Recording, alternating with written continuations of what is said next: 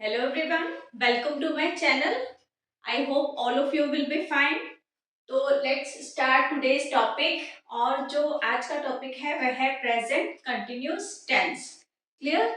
Last videos में हमने तीनों इंडेफिनिट टेंसेस के बारे में डिस्कस किया था। ठीक है, तो वीडियो को स्टार्ट करने से पहले I request you to please like share and subscribe my channel. Okay, तो आज का टॉपिक है प्रेजेंट कंटिन्यूस टेंस। इस टेंस को हम जो भी कंटिन्यूस टेंसेस होते हैं उनको प्रोग्रेसिव टेंसेस भी कहा जाता है।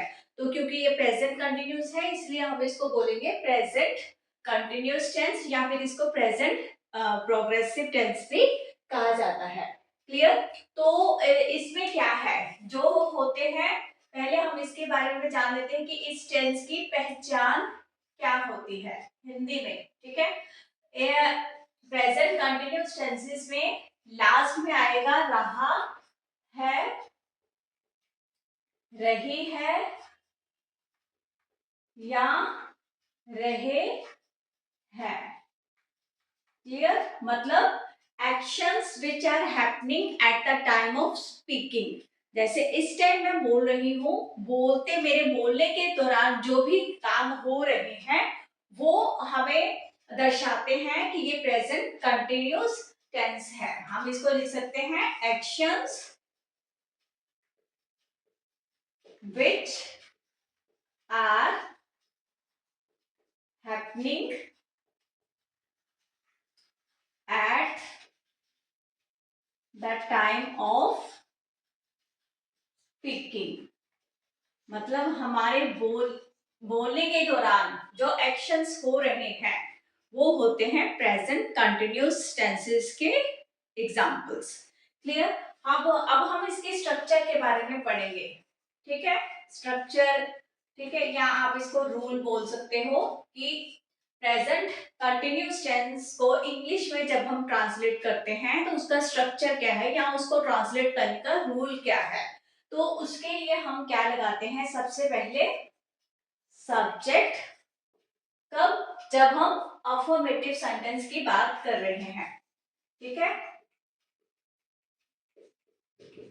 अफर्मेटिव सेंटेंस तो उसका क्या है, उसमें हम सबसे पहले लगाएंगे सब्जेक्ट।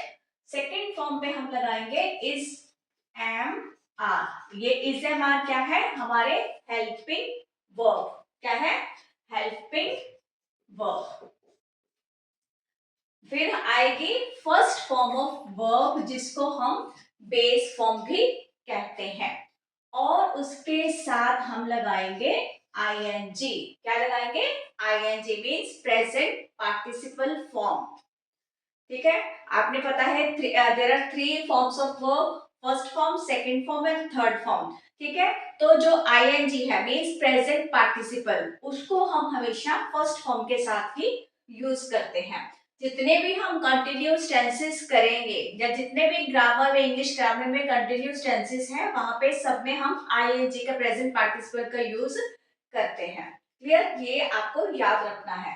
ठीक है, subject then is am are then first form plus ING और लास्ट में आएगा हमारा ऑब्जेक्ट, जो कि किसी सेंटेंस में हो भी सकता है और नहीं भी हो सकता। क्लियर, तो ये तो हुआ हमारा स्ट्रक्चर अफर्मेटिव सेंटेंसेस को ट्रांसलेट करने का। ठीक है, ये जो is am are, was were, has have, ये कुछ भी ये हमारे हेल्पिंग वर्ब होते हैं। ये जो फॉर्म्स ऑफ वर्ब होती है ये होती है हमारी मेन वर्ब। क्या होती है? Main verb. क्लियर, तो आइए कुछ एग्जांपल्स लेते हैं और उनको हम ट्रांसलेट करके देखते हैं। जैसे फर्स्ट एग्जांपल मैं ले रही हूं, मैं पत्र लिख रहा हूं या रही हूं। ठीक है, तो सबसे पहले आएगा सब्जेक्ट मीन्स आई, फिर आई के साथ आपको पता है हमेशा हम एम लगाते हैं, तो एम।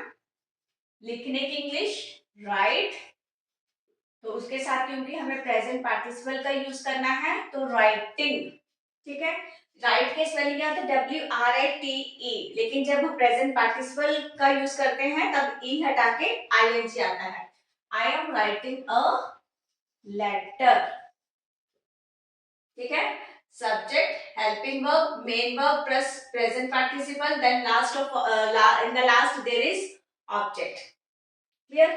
तो ये हो गया हमारा प्रेजेंट कंटिन्यूअस टेंस में अफर्मेटिव सेंटेंस को ट्रांसलेट करने का रूल। ठीक है, अब हम इसी सेंटेंस को नेगेटिव में चेंज करके देखते हैं। मैं पत्र नहीं लिख रही हूं, तो यहां पे क्या हो जाएगा? I am not writing a letter.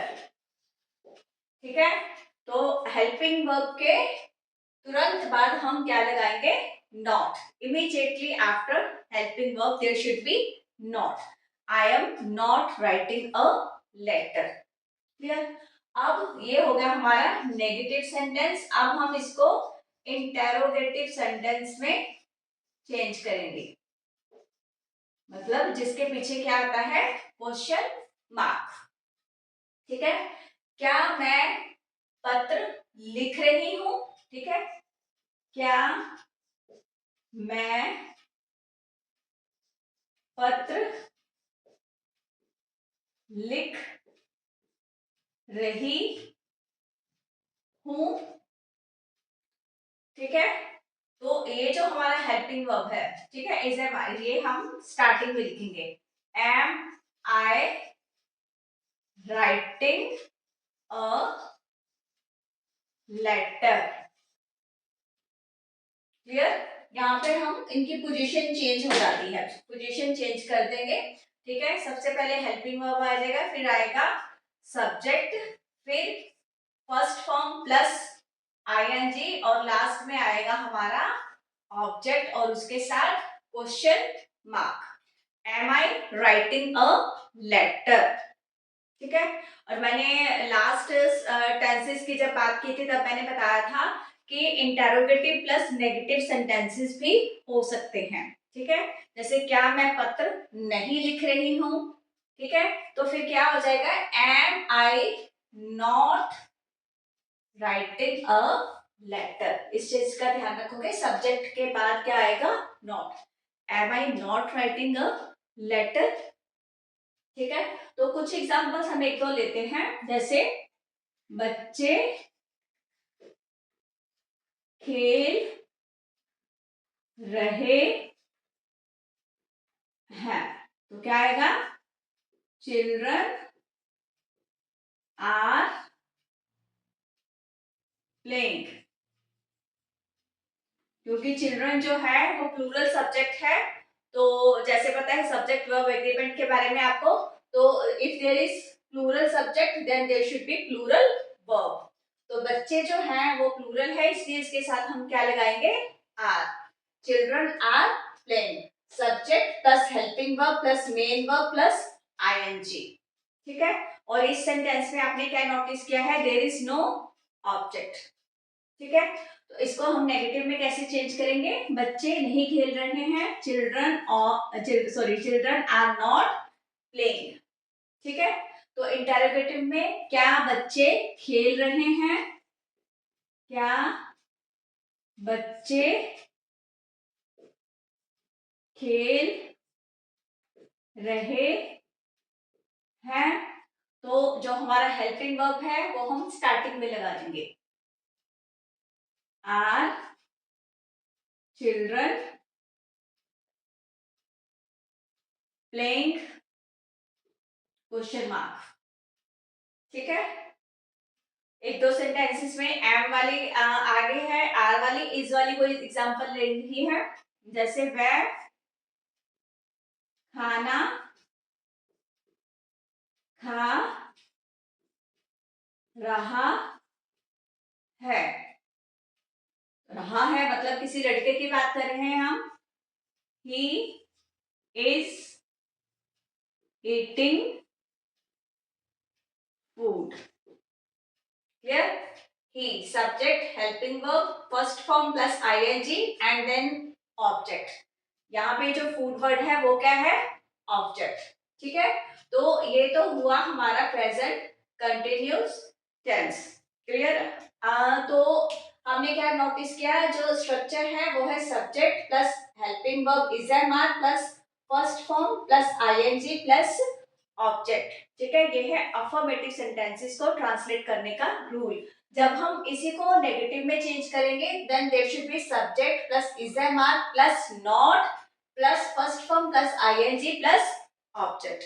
और इंटरोगेटिव सेंटेंसेस में हम हेल्पिंग वर्ब को स्टार्टिंग में ले आते हैं। ठीक है, तो ये हुआ हमारा आज का topic which is very important. मैं उम्मीद करती हूँ this topic is clear to you, and I request you again to watch my previous videos as well as shorts also, so that you are able to understand the English language in a proper way.